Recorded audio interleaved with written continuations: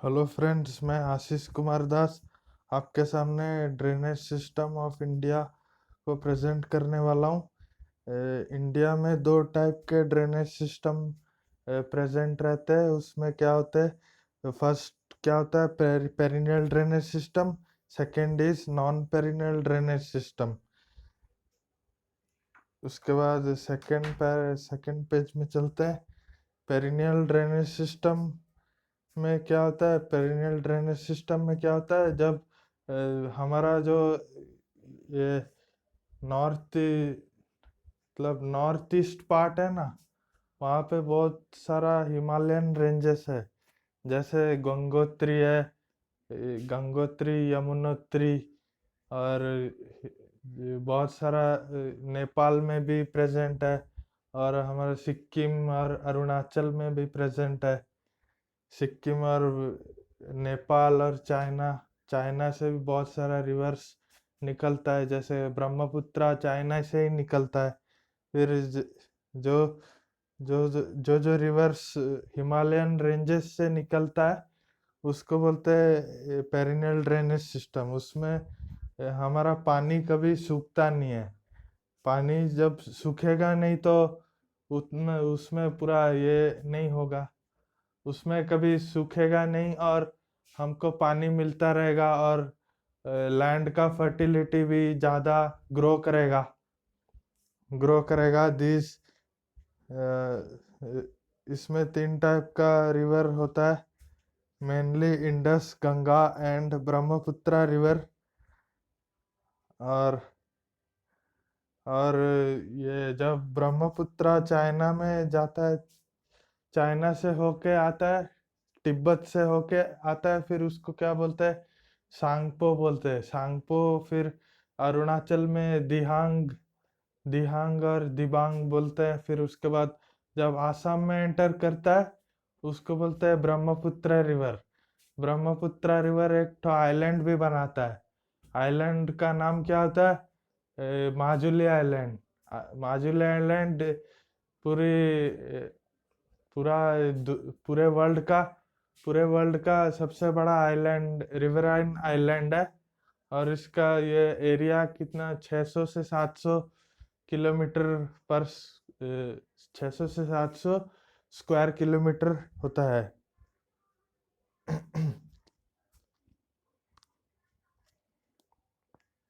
Non perennial river में क्या होता है, इसमें क्या होता है, जब बहुत सारे घाटियां होती है ना, बहुत सारे पहाड़ होते हैं। पहाड़ से जब मॉनसून में जो पानी इकट्ठा हो जाता है पहाड़ से होके, फिर वो नदी जैसा, नदी का रास्ता बना लेता है।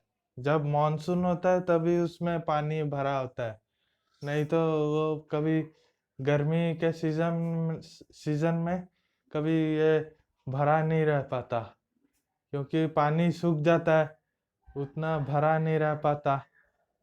पानी भरा नहीं रह पाता तो फिर उतना ये पानी मिलता नहीं है जब in summer season, as the rainfall is not sufficient, the river become dry. पानी ये गर्मी के टाइम सूख जाता है, उसको बोलते हैं नॉन पेरिनल रिवर। जब drainage system depend on the rainfall and monsoon, उस पर डिपेंड करता है। फिर नेक्स्ट पढ़ते हैं। फिर जब पेनिनसुलर पार्ट ऑफ इंडिया में, जब ये वेस्टर्न घाट्स में स्लोप ज़्यादा रहता है, स्लोप ज़्यादा होने की वजह से बहुत सारा रिवर्स वेस्टर्न घाट से ईस्टर्न घाट में फ्लो करता है। वेस्टर्न घाट से ईस्टर्न घाट फ्लो करने के वजह से वहाँ पे बहुत सारा कंटिन्यूअस माउंटेन रेंजेस नहीं है ईस्टर्न घाट्स में, पर वेस्टर्न घाट्स में बहुत सारा कंटिन्यूअस माउंटेन रेंजेस बहुत सारा प्रेजेंट रहता है। कंटिन्यूअस माउंटेन रेंजेस प्रेजेंट होने की वजह से वहाँ पे ज़्यादा डेल्टा बन नहीं पाता। डेल्टा नहीं बनता है तो फिर वहाँ पे बहुत सारा बहुत उसका फर्टिलिटी भी बहुत कम रहता है, और वो रिफ्ट वैली बनाता है। ईस्टर्न जब वेस्टर्न घाट्स में जब जो रिवर फ्लो करता है, जैसे नर्मदा हो गया और तापी हो गया। नर्मदा कौन से हिल्स से फ्लो करता है? विंध्या और सतपुड़ा के बीच में जो ये प्लेट्यू आता है, वैली, रिवर वैली होता है, उसमें नर्मदा नदी फ्लो करता है। नर्मदा नदी फ्लो करता है, फिर उसके बाद सतपुड़ा के नीचे जो एक ठो रिवर फ्लो करता है, उसका नाम बोलते हैं कि ताप्ती रिवर बोलते हैं। ताप्ती रिवर को नर्मदा की जुड़वा बहन भी बोलते हैं। और वो नर्मदा और ताप्ती दोनों अरेबियन सी में फ्लो कर जाते हैं। फिर उसके बाद ईस्ट फ्लोइंग रिवर्स में क्या होता है, और वेस्ट फ्लोइंग रिवर्स में सबसे मेन पार्ट क्या होता है, उसमें एस्चुरीज का फॉर्मेशन होता है।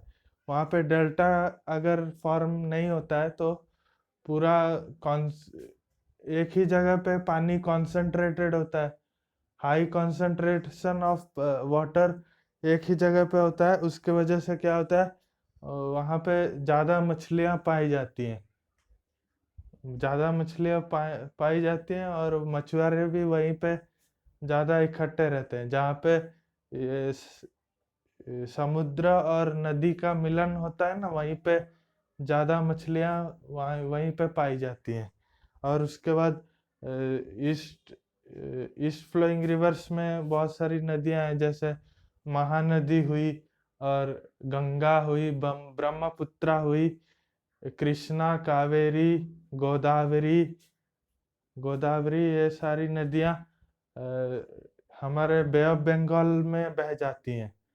ईस्टर्न घाट से फ्लो करके बे ऑफ बंगाल में बह जाती है, और वहाँ पे कंटिन्यूस माउंटेन रेंजेस ना होने की वजह से वहाँ पे बहुत सारा डेल्टा का फॉर्मेशन होता है। और ईस्टर्न घाट्स में सबसे बड़ा डेल्टा कहाँ बनता है, वो वेस्ट बंगाल में बनता है, उसका नाम है सुंदरबन डेल्टा। सुंदरबन डेल्टा में बहुत सारा मैनग्रोव फॉरेस्ट भी पाया जाता है, और उड़ीसा में वो भी बहुत सारा मैनग्रोव्स पाया जाता है। वहाँ पे एक ठो मगरमच्छ भी फेमस है उड़ीसा में। और उसके बाद जब डेल्टा का फॉर्मेशन होता है, तो वहाँ पे ज़्यादा वाइल्ड लाइफ भी प्रेजेंट रहता है, और वहाँ पे ज़्यादा पॉपुलेशन भी होता है, क्योंकि वहाँ पे एग्रीकल्चर बहुत अच्छा होता है। क्योंकि वहाँ पे बहुत सारा ये ये जितना भी मिट्टी विट्टी होती है ना, वो सब बह के पूरा उत्तर प्रदेश और बिहार साइड में, बिहार हो गया, वेस्ट बंगाल हो गया, और बांग्लादेश में जब फ्लो करती है, तो वहाँ पे बहुत सारा फर्टाइल लैंड होता है। फर्टाइल लैंड्स होता है, उसके लिए हमको एग्रीकल्चर भी अच्छा होता है। वहाँ पे एग्रीकल्चर अच्छा होगा तो वहाँ पे पॉपुलेशन भी ज़्यादा होगा, और सबसे ज़्यादा पॉपुलेशन तो यूपी में ही है। आपको सबको पता है। और विंध्या और सतपुड़ा के बीच में एक ठो रिवर फ्लो करता है, उसका नाम नर्मदा है, और वो रिफ्ट वैली बनाता है, और वो डिवाइड होने नहीं देता है रिवर को। और सतपुड़ा के नीचे जो फ्लो करता है, उसका नाम है तापी रिवर फ्लो करता है। Thank you friends.